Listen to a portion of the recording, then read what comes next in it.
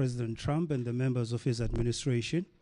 We will commence with a summation from the President of his impressions, particularly what transpired behind closed doors. I hear the food was good, but I will allow the President to elaborate, and thereafter we'll open the floor to questions with a standard format where we first introduce ourselves and we fire off our questions. Mr. President, I would like to invite you to the podium, please, sir. Oh, you want me to go Yes, there? sir. Thank you. Okay. Oopsie. Sorry. So I use this one? Yes, sir. Okay. Cool. Stick it in the pocket. Should I? Okay. Fits. It does. Well, thank you very much, Vincent. I wouldn't have expected you all to be here. You were there watching everything as it unfolded. And some of you were like getting into the scrum, egging everything on, and asking inappropriate questions. Oh, some of you, yes. But thank you very much for being here. I was really pleased to have a very good delegation.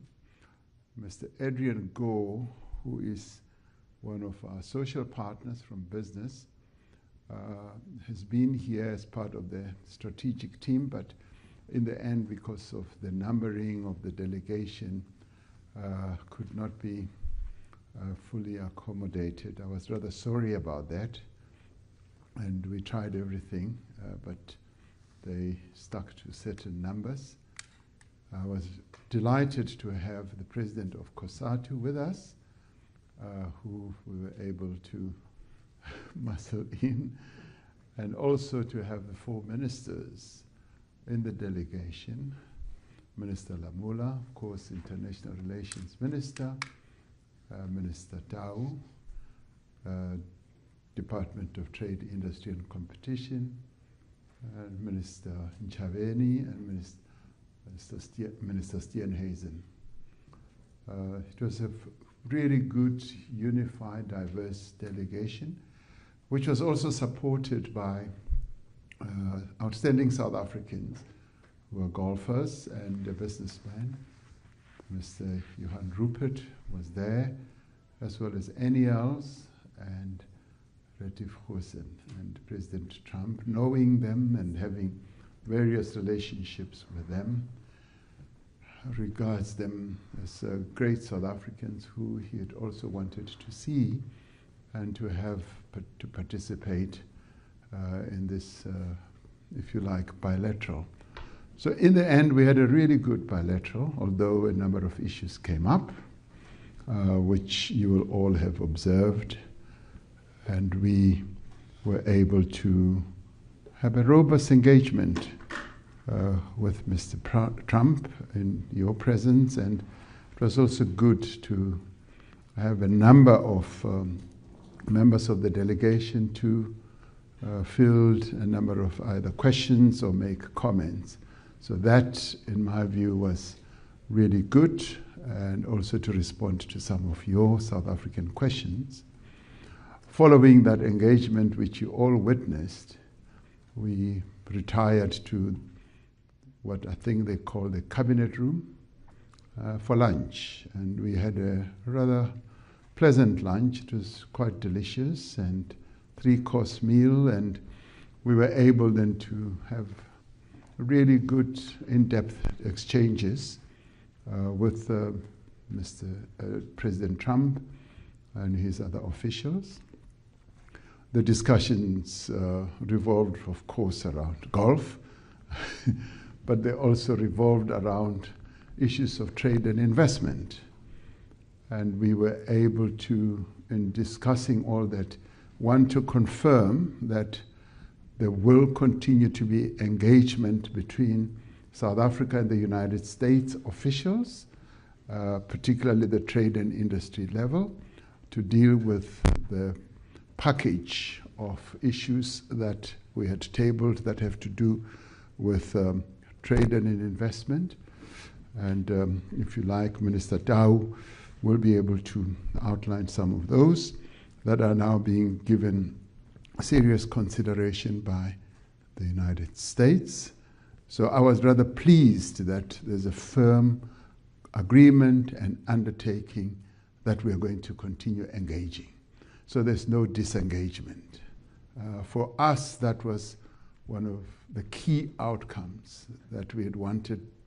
Our objective in coming here was to reset relations between the two countries and to reposition our relations, which had become contaminated by some of the issues that had been raised during the engagement, or what many people thought was also contaminating relations, for instance, the ICJ case and Ukraine, Russia, and all that. And it turned out that, yes, President Trump's concern is about the safety of people in South Africa, much as he zeroed it down to, say, white farmers. We kept saying there is a security problem, and we're not running away from that. There's criminality, and we even sought to deal with it from its genesis, that in the end, when the economy is not growing, when there's poverty, when there's unemployment, one of the social ills that we get as a derivative is criminality that spreads itself around the country. It's not only on farms or rural areas, it's even in urban areas. So he expressed his views about that, and I was rather pleased that quite a number of our compatriots were able to deal with that, including Minister Steenhuisen and President of COSATU as well. So in the discussions over lunch, we didn't dwell on that issue, it having been dealt with more thoroughly during the engagement in the Oval Office. However, they did ask, what help do you need? And we said, well, already in South Africa, we're utilizing some technology in one of the areas in our country, which we would like to see if we can be utilized. But the main thing we said in terms of assistance and help is investments. And we harped on that we require more investments from the United States, and we require a more positive disposition from the United States, because once the United States government and the president emits a very positive disposition towards South Africa, it unlocks a lot of investments, and investors would then be willing to come and invest their money. We want foreign direct investment. We want to keep the jobs that we have that have been created by US companies, and we want more and more US companies to come and invest. And Minister Tau also explained that one of the US companies has invested in a lithium company in our country, and that shows a positive disposition towards South Africa. We want that to increase, and one of the key confidence building measures or mechanisms is the engagement that is going to continue on investments, on tariffs, and an investment climate creation in South Africa, and our access to the American market, and continued discussions over AGOA are now going to ensue much more determinedly going forward. So for us, during the lunch discussion, that was the big takeaway, a very, very positive indication. Of course, we couldn't discuss details, because those details will be ironed out during those engagements. Secretary of Commerce was present, as Minister of Trade and Industry was also present. We also discussed the G20, and we stressed that the G20, having been formed by the United States, of course together with other countries, it's important that the United States should continue playing a key role in the G20, more particularly because I want to hand over the presidency of the G20 to President Trump in November. And I said, he needs to be there. I don't want to hand over the presidency of the G20 to an empty chair. I want to hand it over to him sitting in that chair in November. And he is going to give serious consideration to it. In fact, I expect him to be coming to South Africa, and he, having realized the important role that the United States continues to play in international or multilateral formations or organizations like the G7 and the G20, and he having said, of course, the G7 would be much more impactful with the participation of the United States, as the G20 would be more impactful in global matters with the participation of the largest economy in the world. So my takeaway from that is that G20 participation by the United States is going to be happening. So we're particularly pleased with that. And in the other discussions that will happen in various channels, which are also led by Minister Lamola, we will also be dealing with their participation in the various committees and various summits that are taking place on an ongoing basis, because there was a pullback.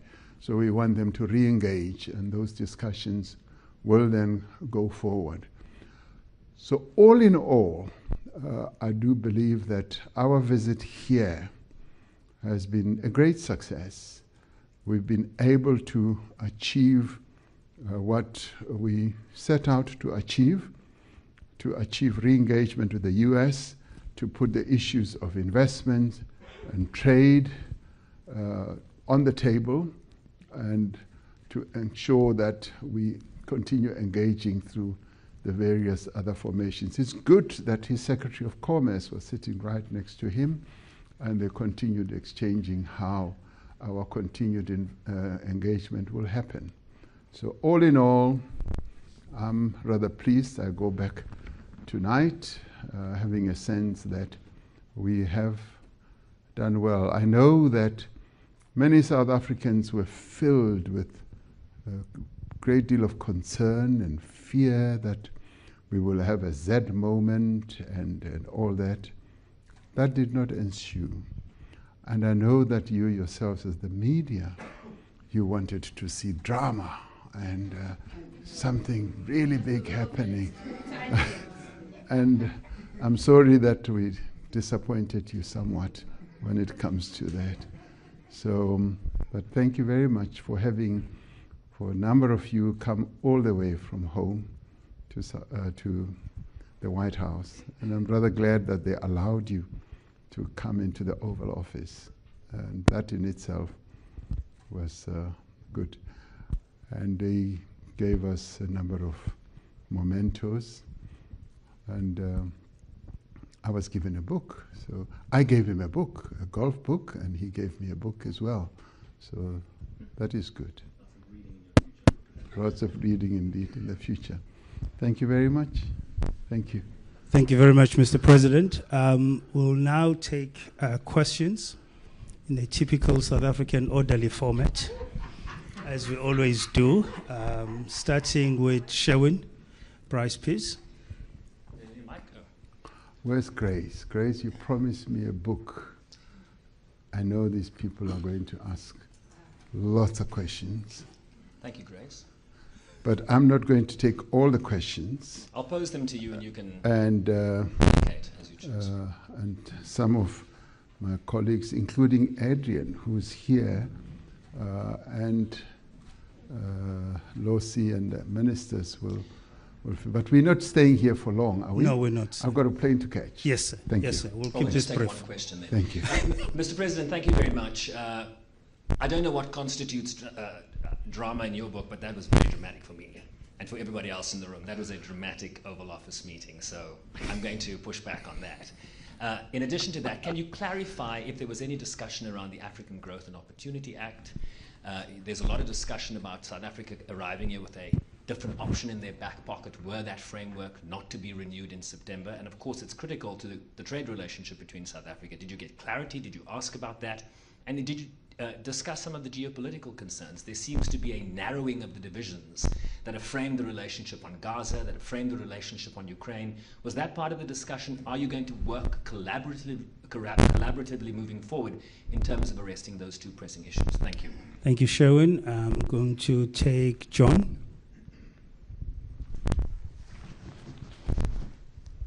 Mr. President, John Eligo with the New York Times.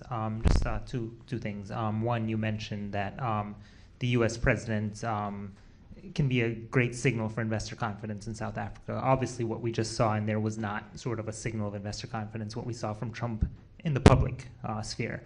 So how do you suppose going forward that you all will get to a place where you can see President Trump expressing something that would show investor confidence? And then the second one, when he was playing the video and talking about the white genocide.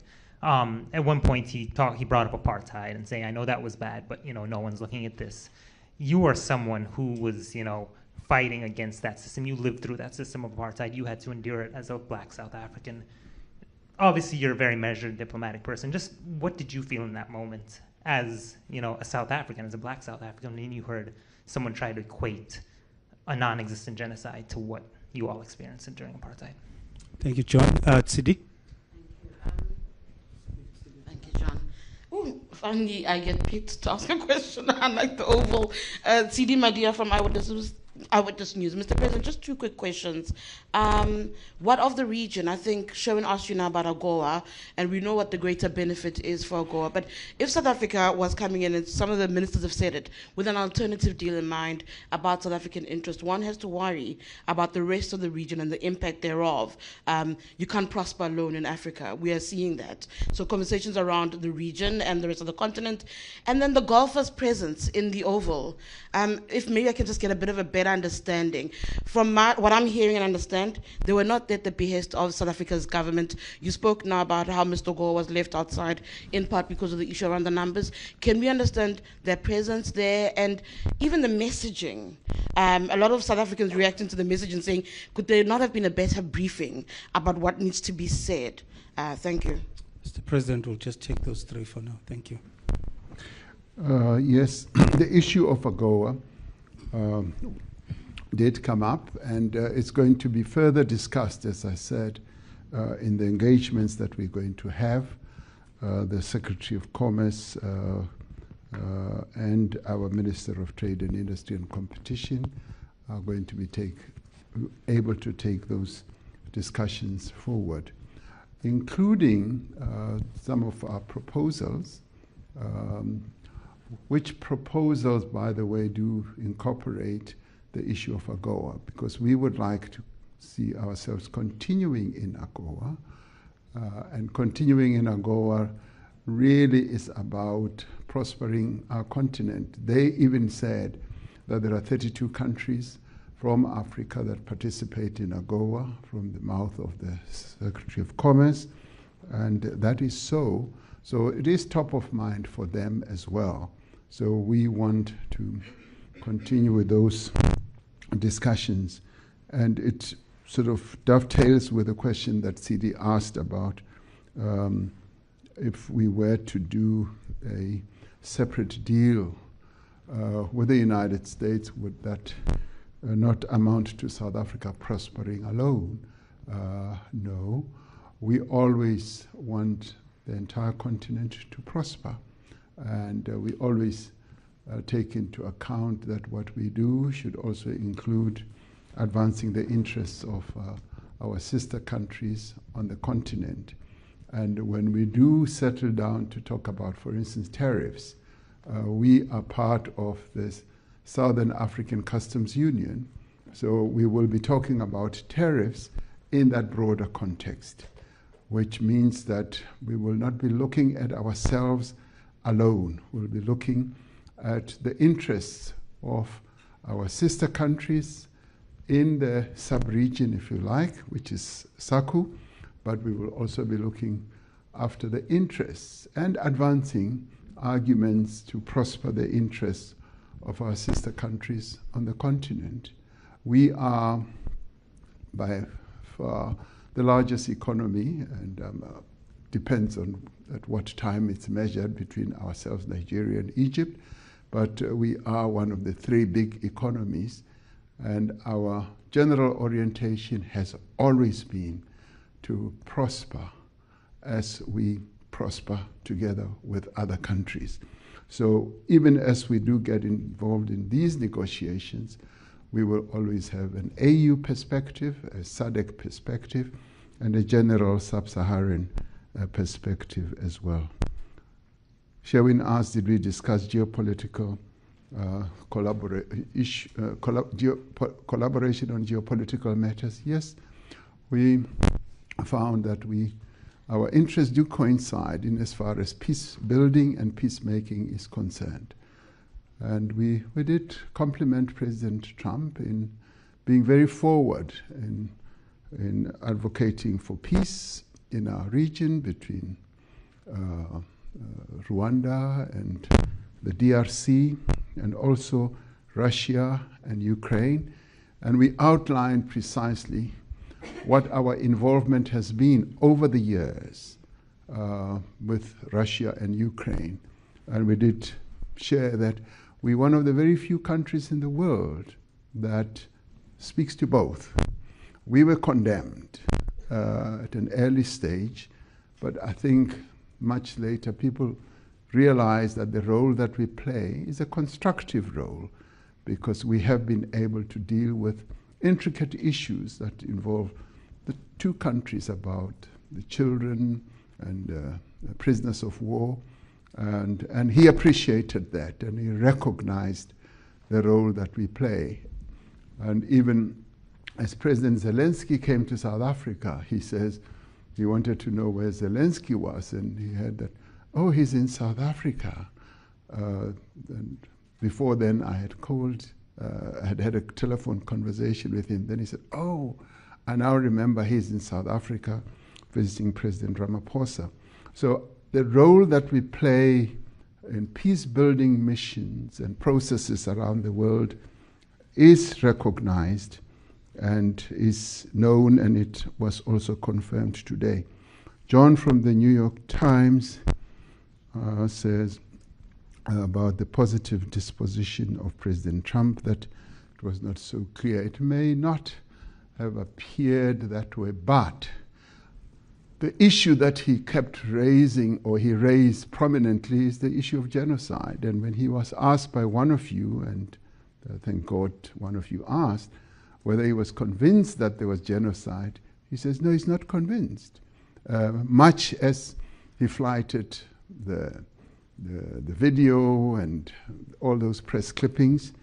And in the end, I mean, I do believe that there is doubt and disbelief in his head about all this. And I think today's meeting, and particularly when he heard from the other members of the delegation, from Minister Steenhuisen to even Johan Rupert and President of COSATU, Losi, and all that, they spoke from their own experiences and what they know, and that in many ways will have deposited in his head some information about what he's been hearing and seeing.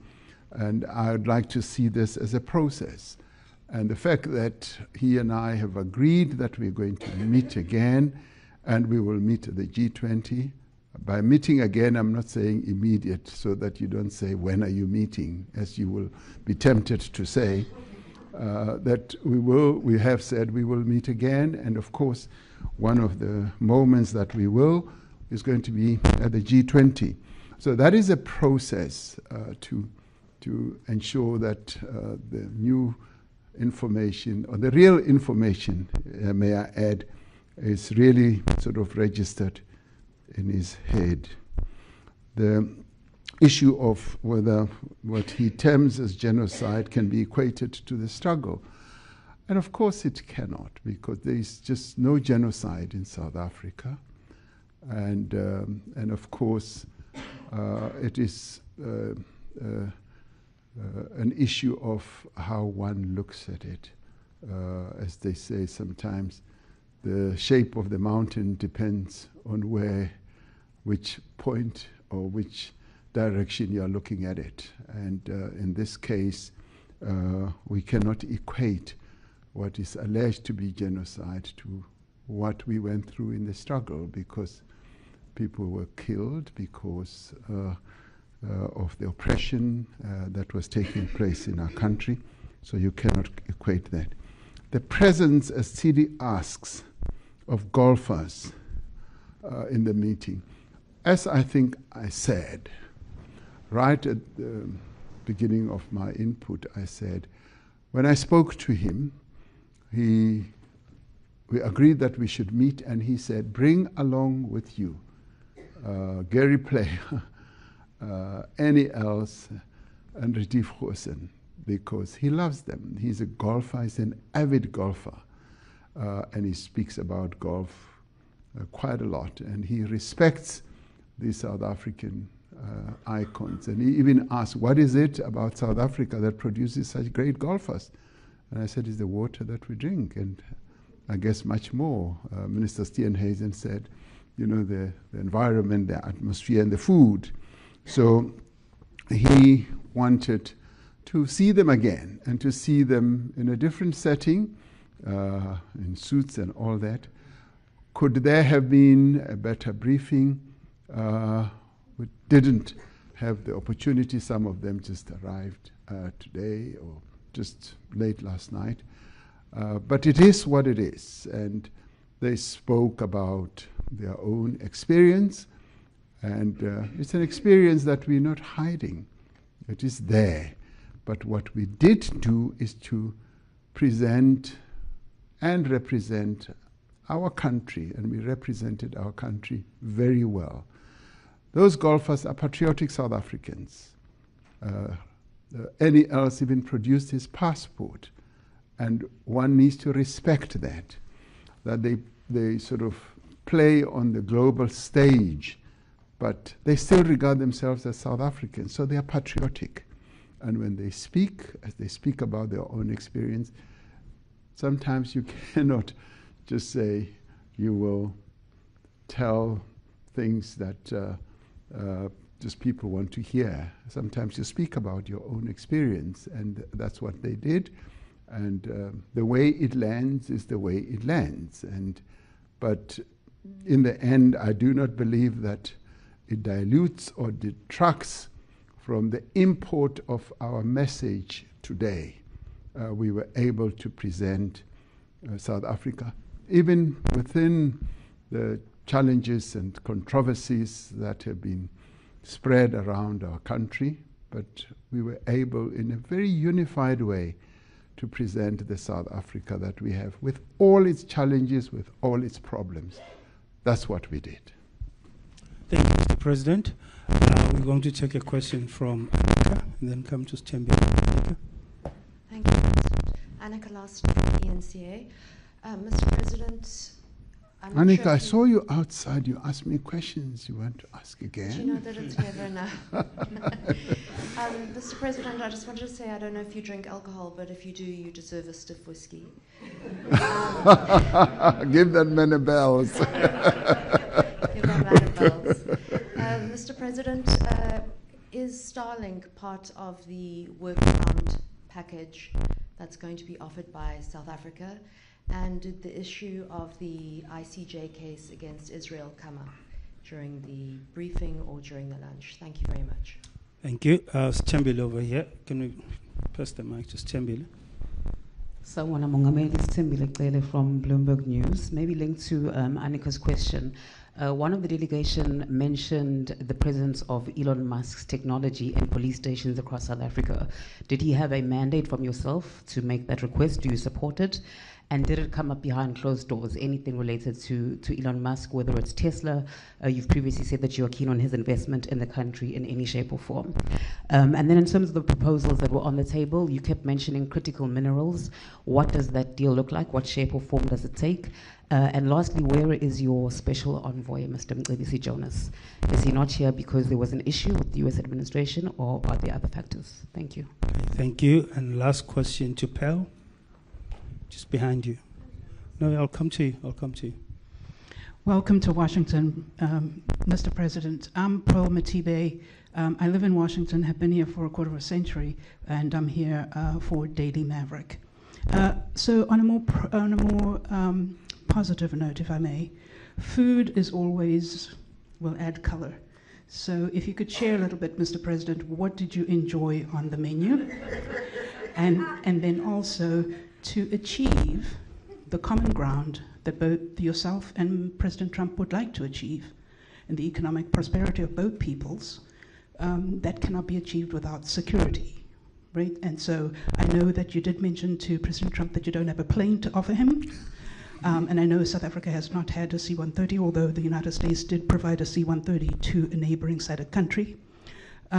Secretary Hegseth was in the room, and I'd like to find out the Pentagon issues in terms of assisting, or I know military drills have been a point of tensions in the past regarding China and Russia, as China's been the United States' key adversary. So could you share anything? Was there anything in terms of security, and a little bit about what did you eat for lunch, and was there any Diet Coke or any McDonald's or anything of that nature? Thank you, Pearl. President, I'm going to take the last question from Zianda. Zianda, you'll have the last question. Thank you. Thank you very much. My name is Zianda Ngobo from Newsroom Africa. Just linked to my colleagues' questions. Did you have a moment to speak to Elon Musk? He didn't quite use that opportunity in the Oval Office. In particular, when it comes to Starlink, we're told that Communications Minister Solly Malatsi is due to issue Arctic Gazette for an equity equivalent program. Are you aware of this? Is this something that came directly from you?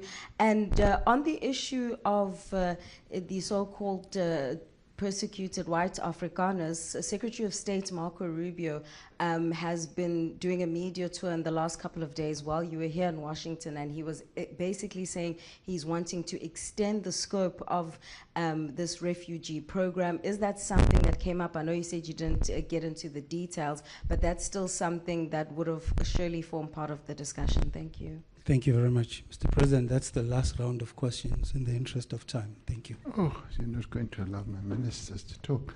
Oh, yes, we'll allow the ministers after you. Yeah, because they can just round off a few things.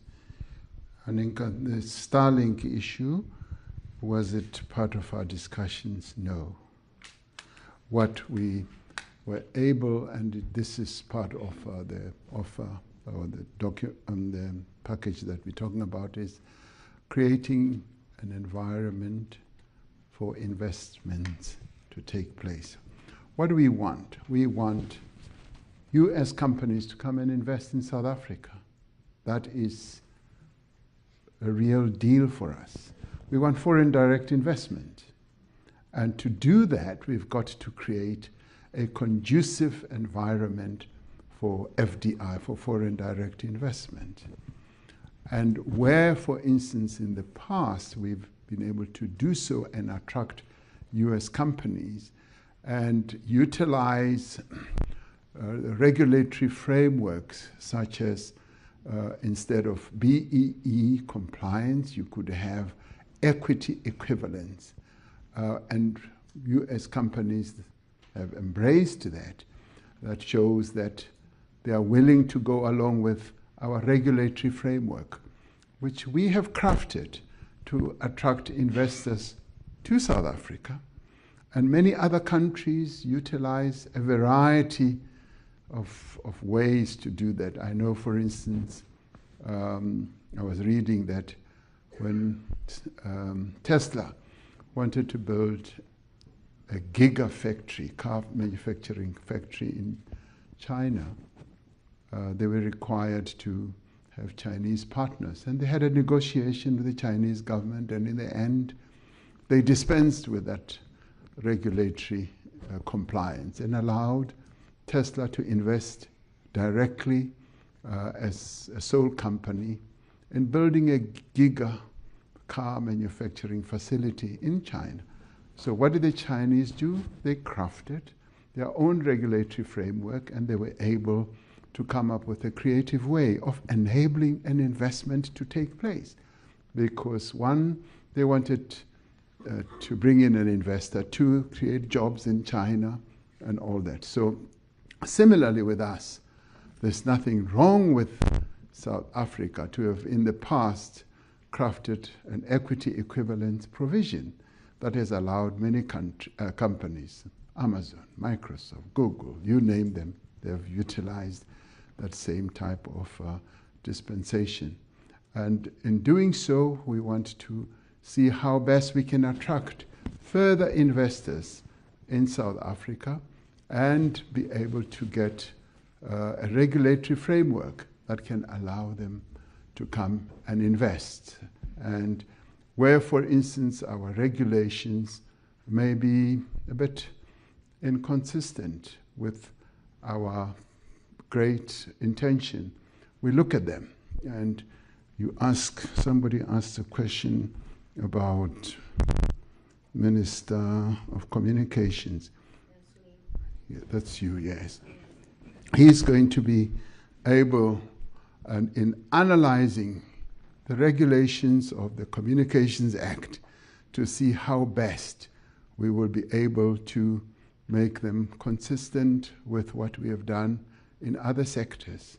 And that falls within the realm of creating that conducive environment for us to attract investors to come into South Africa without violating our own rules and regulations, our laws, but it's part of the regulatory reform that we can say we are looking at, because our key objective is to attract investors, to make sure that we are an investable country where companies from outside South Africa can come and invest.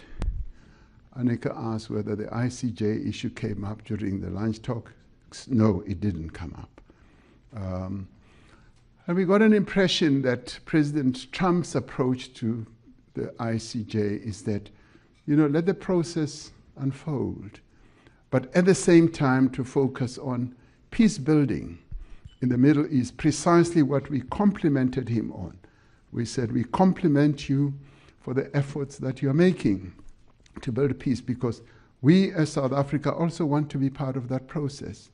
And we want to be part of that process even between Israel and Palestine, to be able to participate in a peace-building process, so that in the end there should be peace between Israel and its neighboring countries, particularly Palestine. So the ICJ issue did not arise during the lunch. Stembile asks about you wanted to ask about Tesla and the EVs. Elon Musk was part of the lunch, and we didn't really focus on the discussions in relation to Tesla. The only issue he raised is that he'd like his Tesla cars to be in South Africa. He wants to import them, and of course there are tariffs, and the tariff discussion becomes part of what we are going to discuss between the DTIC as well as the Commerce Department.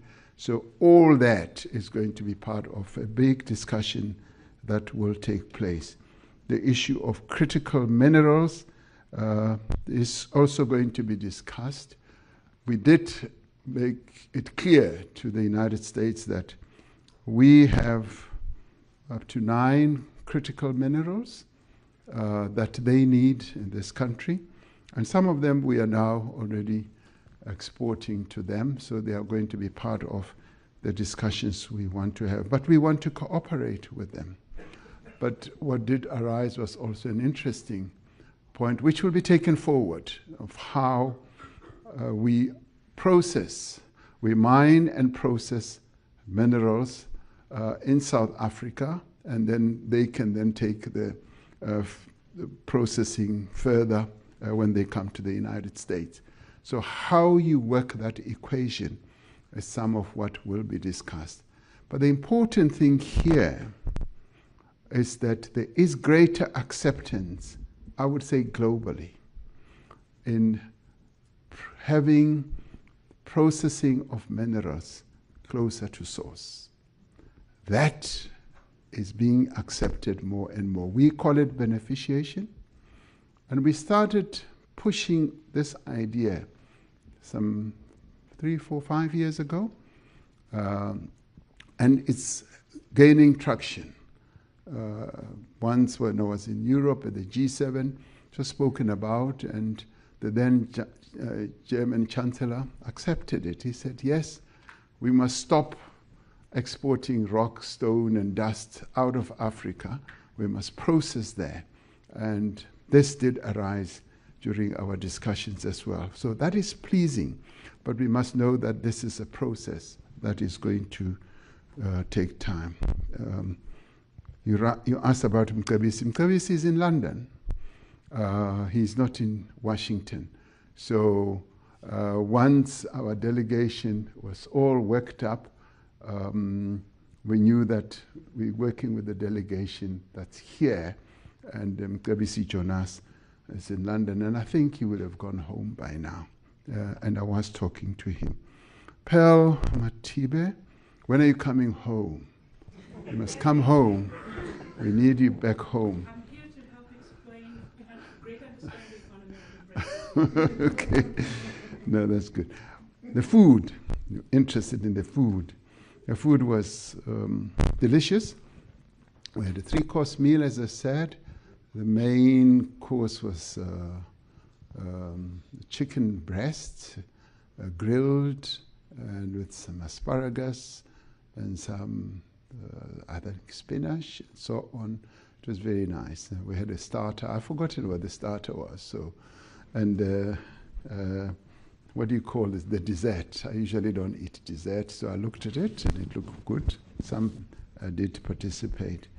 And you also asked about that they delivered C-130s to other countries. We still have a C-130. We have, I think, 2 or 3 C-130s. One is serviceable and the others are being repaired. They're magnificent planes and they've served us very well for the longest of time. So we do have a carrier, which is a C-130. Did we have any discussions regarding the Pentagon? No. Although the Secretary of Defense was there, the discussions never veered towards issues of security. In that sense, it was more security for criminality activities that we need to really up our game. And it's good sometimes to share thoughts and views with various other leaders. We've done the same thing with the Chinese, with the Europeans, and they would like to see us doing much more. Zianda asked about Starlink. I answered. Rubio, Secretary Rubio, I saw him for a while answering questions in, I don't know whether the Senate or whatever, and he was talking about extending the scope. And in the end, I mean, today's engagement will hopefully, when he gets the report, will be able to hear exactly what our perspective is. So not that overly concerned, but I'm hoping that his engagement with Minister Lamola, following what we experienced or went through today, will be much more constructive. And we want to have a much more constructive conversation also with Secretary Rubio, as we, I think, have had with the other secretaries today.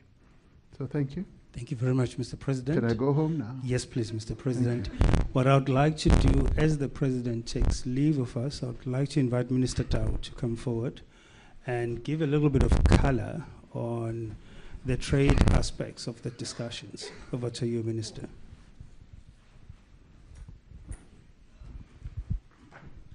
Thank you very much, Vincent and Mr. President. Colleagues, ladies and gentlemen, I'm not sure about the color. I'm not sure I'm renowned for any color at all, to admit. But I should say that after the golf discussions, I kind of got a sense the President might allow me a bit more time on the golf course. So that when we come back to the US, we're on par, pun intended. We have submitted a proposal to the United States with regards to a framework agreement focusing in particular on issues related to trade and investment. Minister Steenhuisen and I, together with our teams, met with the US Trade Representative on Monday. Their office gave us feedback with regards to what they think in relation to the proposal are gaps and the areas that they would want us to pursue. And I'll get back to some of the issues that we had raised. And subsequent to that, consulting with our colleagues back in the country, with other departments, SARS and so on, we were able to resubmit yesterday in the evening a revised document for consideration based on the discussions that we had had with Ambassador Greer. In terms of the proposal itself, it is about an agreement on trade and investment, and it has a number of components. The first focuses in particular on trade and investments, areas in which we think there's opportunity to increase trade between ourselves. We indicated, given our impending shortage on gas or the gas cliff, appetite to procure LNG from the US, which was both in our discussions with the ambassador, but also in our discussions at the White House, positively received. And it's one of the areas that we'll be following up on.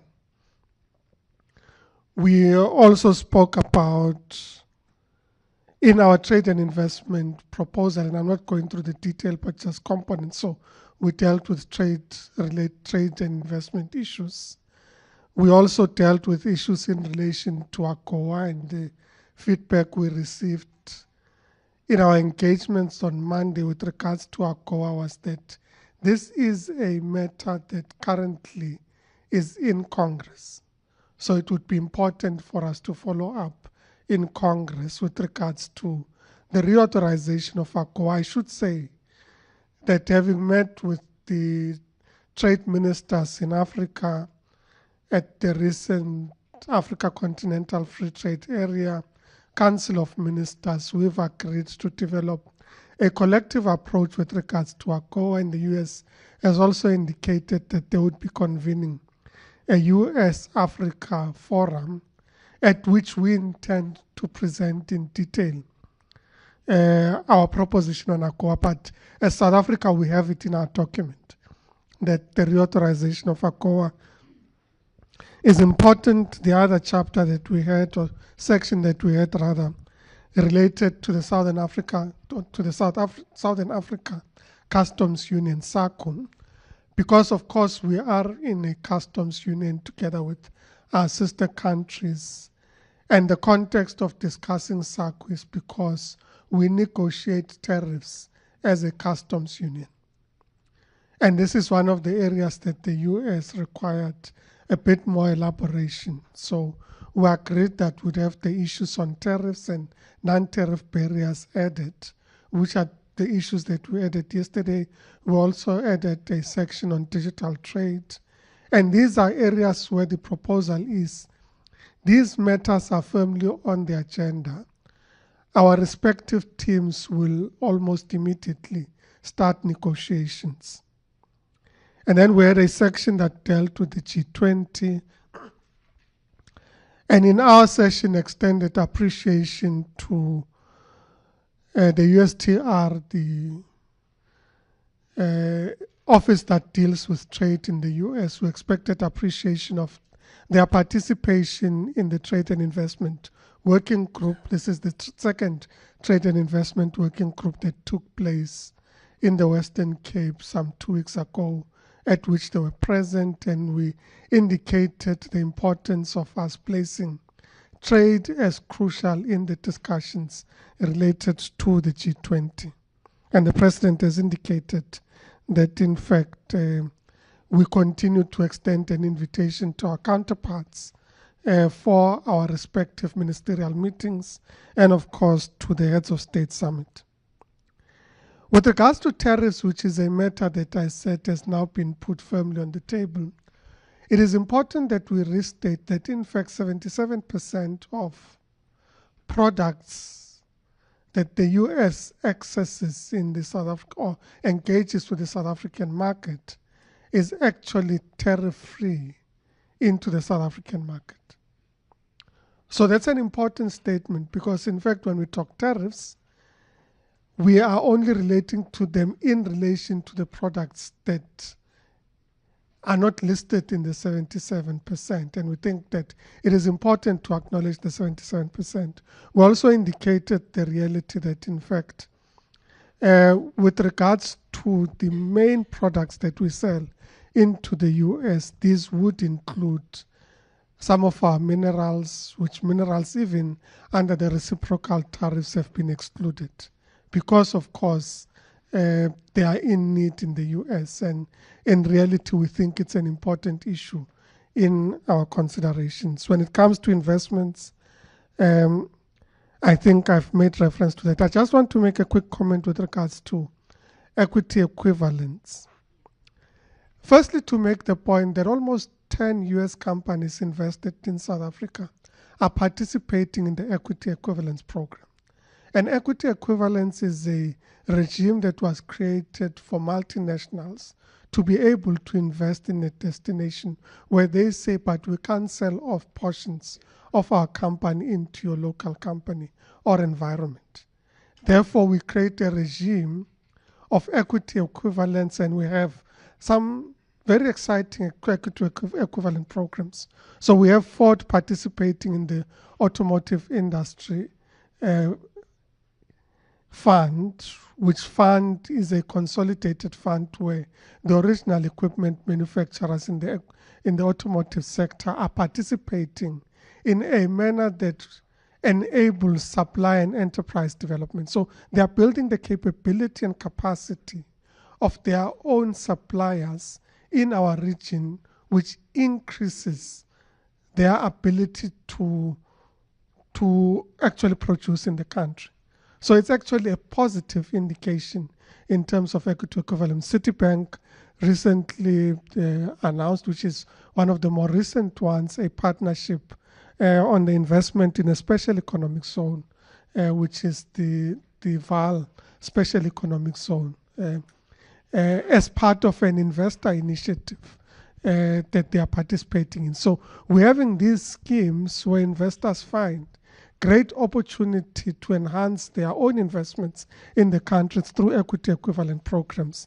And of course, we design this in line with the respective sectors or companies.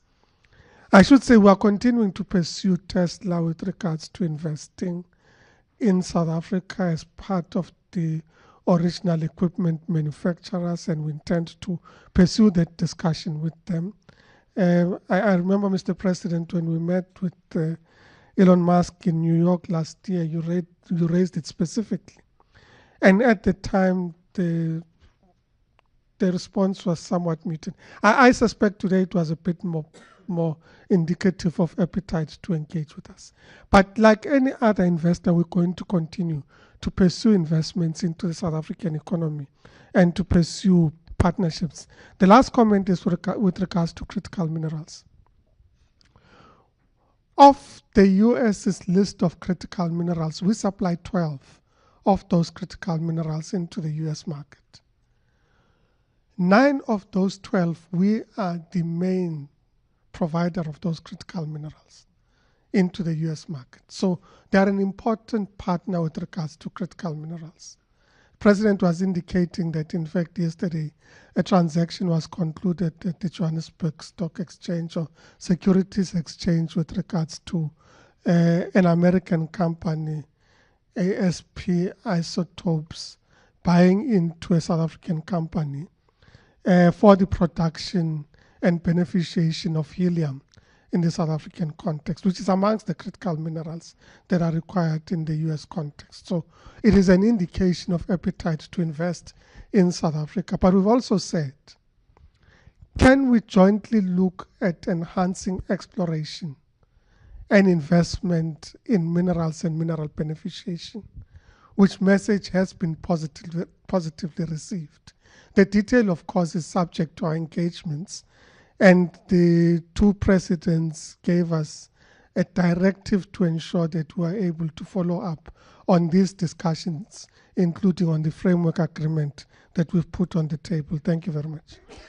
Thank you very much, Minister. I think in the interest of time, President, I'm going to allow you to take leave of us and then say to colleagues, the ministers are here. You are more than welcome to continue the engagement. But thank you so much to the members of the media, and thank you, Mr. President.